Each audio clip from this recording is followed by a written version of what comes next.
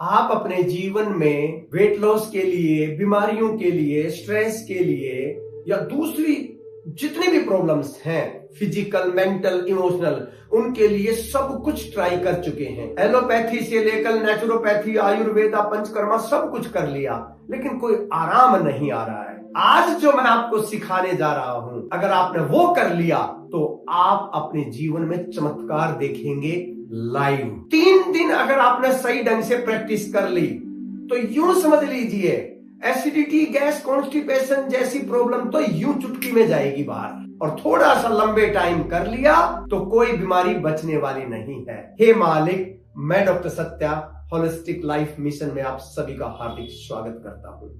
आज मैं आपके लिए लेकर आया हूं एक ऐसा अद्भुत प्राणायाम जिसने लाखों नहीं करोड़ों लोगों के जीवन को पिछले लगभग 2.5 से 3 हजार साल में बदला है और आज ही आपका जीवन बदलने वाला है। क्योंकि हमारे जीवन में मेंटल, इमोशनल, फिजिकल और स्पिरिचुअल ये 4 पैरामीटर्स बहुत इंपॉर्टेंट हैं और यही हमारी फाउंडेशन है। और एक ही प्राणायाम ऐसा है, योग की एक ही क्रिया ऐसी है जो इन चारों को बैलेंस कर सकती है और दूसरा कुछ भी नहीं है, और उसका नाम है कपालभाति प्राणायाम। वैसे तो ये प्राणायाम की कैटेगरी में नहीं आता है, क्योंकि लगभग 2.5 से 3 हजार साल पहले सबसे पहले जिसका जो जिक्र मिलता है वो हठ योग में मिलता है। नाथ जो संप्रदाय था वहां से इसका ओरिजिन माना जाता है। नाथ योगी इसकी प्रैक्टिस करते थे और इसको एक शुद्धिकरण की क्रिया थी, षट कर्मा, यानी कि 6 ऐसे कर्म जिनसे हमारा शरीर शुद्ध होता है। यह उन 6 कर्मों में एक था कपालभाति। लेकिन आज मॉडर्न जो योग है, जिसमें बाबा रामदेव ने बहुत ज्यादा योगदान दिया है, उसमें कपालभाति को एक प्राणायाम ही माना गया है। तो इसलिए हम इसको कपालभाति प्राणायाम ही बोल रहे हैं। कपाल का मतलब होता है ये हिस्सा जो हमारा है, जो सेंट्रल हमारा ब्रेन है, जो नर्वस सिस्टम है, ये माथा जो है साधारण भाषा में बोले तो। और भाति का मतलब होता है शाइनिंग, चमकना, यानी कि एक ऐसी क्रिया जिसके करने से हमारे अंदर बुद्धि आ जाए, माथा चमकने लगे, उसको बोलते हैं कपालभाति प्राणायाम। कपालभाति प्राणायाम अगर आप हर रोज 10-15 मिनट से लेकर आधे 1 घंटे 2 घंटे अगर कर लेते हैं तो बड़ी से बड़ी असाध्य बीमारियां परमानेंट क्योर हो सकती हैं। और पहले ही कर लें तो बीमारियां होने का कोई चांस नहीं है। बहुत ज्यादा जो मोटे लोग हैं, जिनका 150-200 किलो वजन है, जिनसे एक्सरसाइज नहीं होती है, योगासन नहीं कर पाते, वो सिर्फ बैठे बैठे अगर कपालभाति करें तो चमत्कार हो सकता है। लेकिन दिक्कत कहां है कि हम सोचते हैं कि 150 स्ट्रोक लगा दिए तो बस हो गया, उससे काम नहीं चलने वाला। फायदा तभी मिलेगा जब जिस प्रॉब्लम के लिए जितनी डोज चाहिए अगर उतना करेंगे तभी फायदा मिलेगा। तो पहले हम सीख लेते हैं कि कपालभाति प्राणायाम किया कैसे जाता है। इसके कुछ नियम हैं।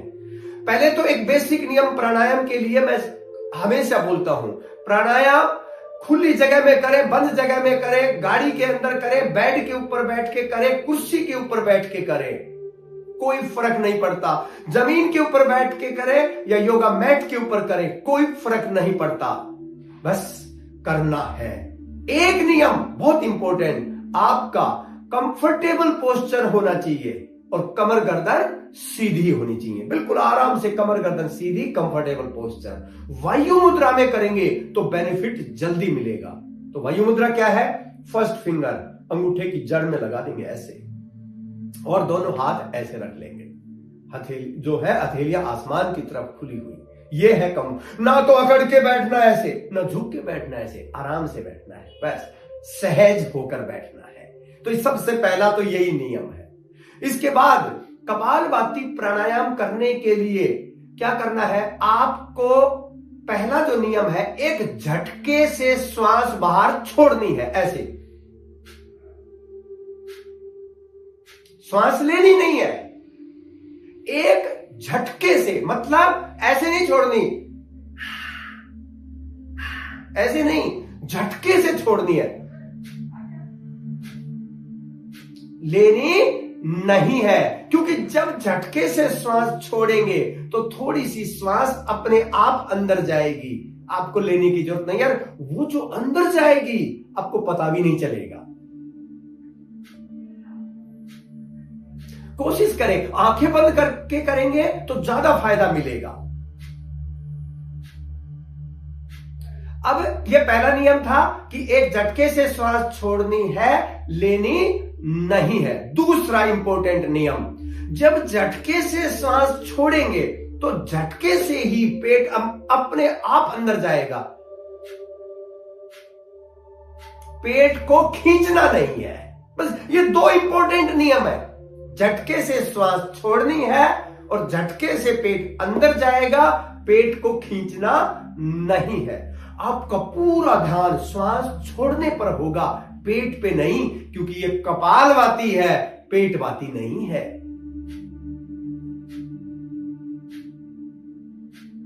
पूरा श्वास, और नाक से ही श्वास छोड़नी है। क्योंकि देखो कई बार क्या होता है कि हमें ध्यान नहीं रहता तो हम गले से करना शुरू कर देते हैं। कैसे?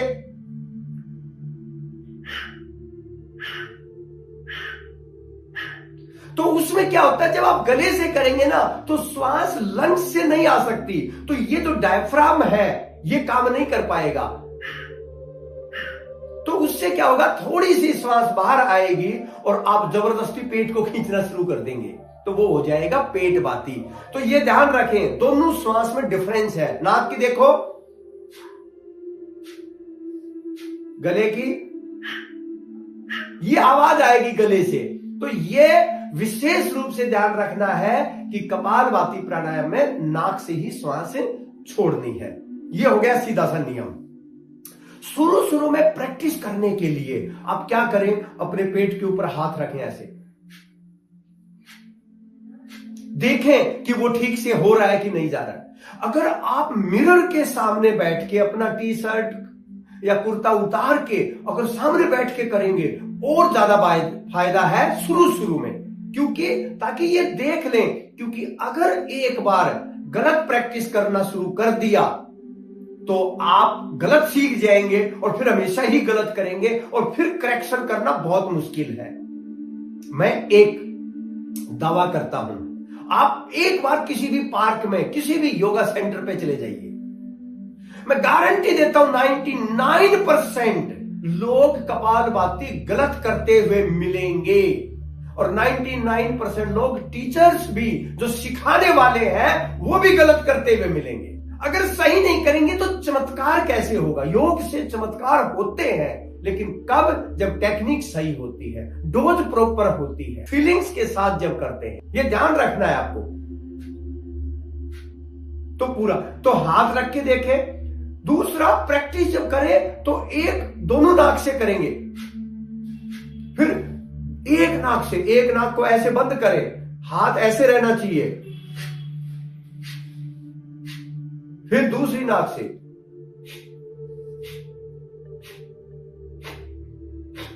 तो ऐसे जब आप करेंगे कपालभाति प्राणायाम, पूरा फायदा मिलेगा। अब सवाल ये आता है, टेक्निक सबको समझ में आ गई, अब सवाल ये आता है कि कितना करना चाहिए। देखो, एक हेल्दी पर्सन को 500 स्ट्रोक डेली लगाने चाहिए। पहले 100 स्ट्रोक लगाओ दोनों नाक से, फिर 50 स्ट्रोक लगाओ राइट को बंद करके लेफ्ट से, 50 राइट से, फिर 100 दोनों से, फिर 50 लेफ्ट से, 50 राइट से और 100 दोनों से। ये हो गया टोटल 500। लेकिन अगर मान लो आपके पास इतना टाइम नहीं है तो 100 दोनों से लगाओ, 50 लेफ्ट, 50 राइट और 100 फिर दोनों से लगा के 300 भी लगा सकते हो। लेकिन बेटर जो फायदा मिलेगा वो 500 से मिलेगा। अब आती हैं बीमारियां। जिन बहन भाइयों को डायबिटीज है, मोटापा है, स्ट्रेस डिप्रेशन है, एंजाइटी की प्रॉब्लम है या और कोई इस तरह की जो है प्रॉब्लम है, तो उनको कम से कम 1000 से 1500 कपालभाति डेली करना चाहिए। और बहुत ज्यादा मोटापा है तो 2,500-3 हजार स्ट्रोक डेली लगाने चाहिए, तभी आपको फायदा मिलेगा। हाई बीपी की जिनको प्रॉब्लम है उनको आराम आराम से करना चाहिए। जो मिस्टेक होती है, कॉमन मिस्टेक, एक तो कमर गर्दन सीधी नहीं रह पाती है, दूसरा गले से जो करते हैं, कई बार करते हैं बहुत ज्यादा ताकत लगाते हैं जिससे बीपी हाई हो जाता है, ऐसे करते हैं। कई बार क्या होते हैं, चेहरे के ऊपर पूरा स्ट्रेस आ जाता है, कंधे ऊपर ने उचकने लगते हैं ऐसे। अगर यहां पर स्ट्रेस होगा ना तो कंधे यूं जाएंगे, आंखें यूं होने लग जाती हैं, कई ऐसे करते हैं। ये कॉमन मिस्टेक है और ये इसलिए होती है क्योंकि जब आपने पहली बार सीखा तो जिसने सिखाया उसने ध्यान नहीं दिया, या आपने टीवी पे देख के कर लिया तो उसे पता नहीं चला। तो इसलिए ये मिस्टेक्स नहीं होनी चाहिए किसी भी हाल में। किन लोगों को कपालभाति प्राणायाम नहीं करना चाहिए? जिन लोगों को, नंबर 1, प्रेगनेंसी में बिल्कुल भी कपालभाति नहीं करना है, हर्निया की जिनको प्रॉब्लम है, हार्ट की जिनको बहुत ज्यादा प्रॉब्लम है, जिनको लीवर की जो है ना लीवर सिरोसिस वगैरह है, या फिर आंतों में जख्म बने हुए हैं या पेट में जख्म बने हुए हैं, हाइपर एसिडिटी है, एसिडिटी ऊपर की तरफ होने लग जाएगी, उनको नहीं करना चाहिए। या जिनको आंखों की कोई बड़ी प्रॉब्लम है, ग्लूकोमा वगैरह है, या जिनका आंखों का अभी ऑपरेशन हुआ है, या पेट से रिलेटेड कोई ऑपरेशन अभी अभी हुआ है, उनको बिल्कुल भी कपालभाति नहीं करना चाहिए।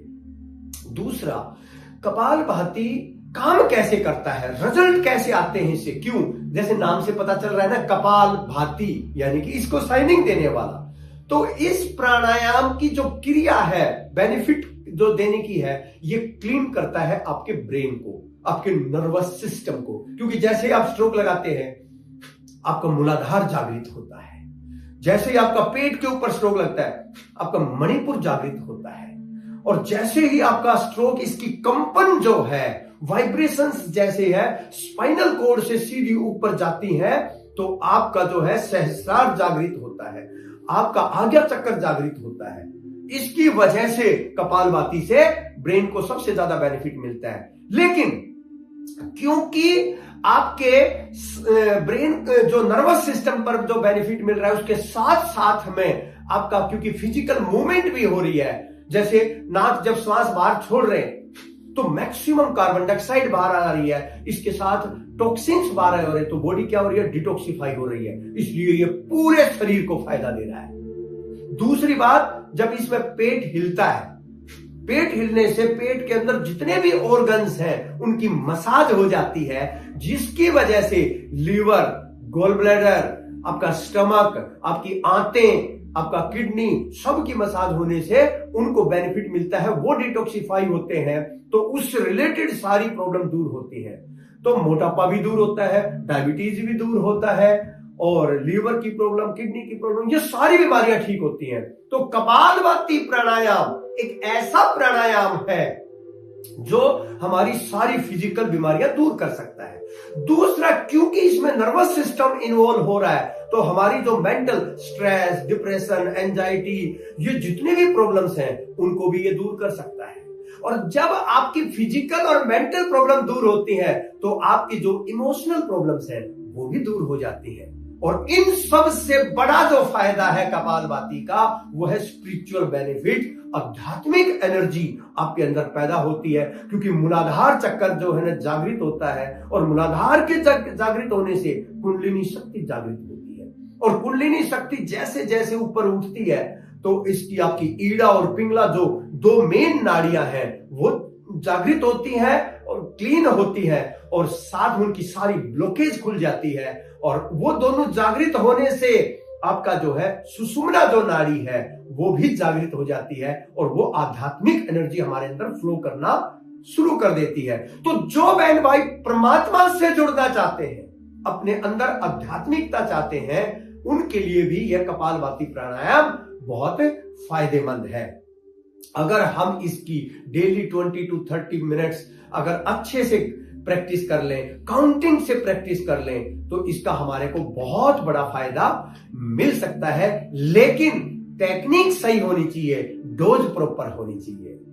मैं हमेशा एक चीज बोलता हूं, और कुछ भी अगर आप ना करें तो 10-15 मिनट अनुलोम विलोम और 10-15 मिनट कपालभाति, अकेले 2 ये प्राणायाम कर लो, सारी बीमारियां दूर हो जाएंगी। अगर अनुलोम विलोम प्राणायाम अभी तक आपने नहीं सीखा है तो अपने YouTube चैनल के ऊपर जाके अनुलोम विलोम जो प्राणायाम है वो आप वहां पर पूरी ट्रेनिंग है, सब 10-15 मिनट की, वो पूरी ट्रेनिंग ले, और उसके ऊपर 10 मिनट की एक प्रैक्टिस का वीडियो भी है, और काउंटिंग के साथ उसकी डेली आप 10 मिनट चला के प्रैक्टिस कर सकते हैं। यह कपालभाति प्राणायाम हमारा ट्रेनिंग का पार्ट है।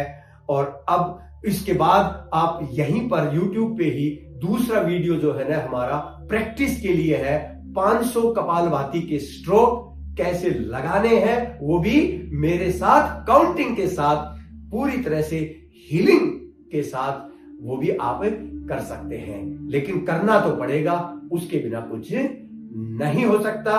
अगर अभी तक आपने डॉक्टर सत्या YouTube चैनल को सब्सक्राइब नहीं किया है तो इंतजार मत करिए, सब्सक्राइब करिए। डेली मेरे बहुत ही प्रैक्टिकल, हजारों लोगों के ऊपर रिसर्च किए हुए वीडियो, आपको डेली नए नए वीडियो मिलते हैं। आपको नोटिफिकेशन को हिट कीजिए ताकि आपको जल्दी से जल्दी सबसे पहले जो नोटिफिकेशन आए और आप तुरंत नया वीडियो देखें और अपने आप को हेल्दी, हैप्पी और पीसफुल बना सकें, आध्यात्मिकता आपके अंदर आ सके। यही मेरी जो है कामना है। हे मालिक।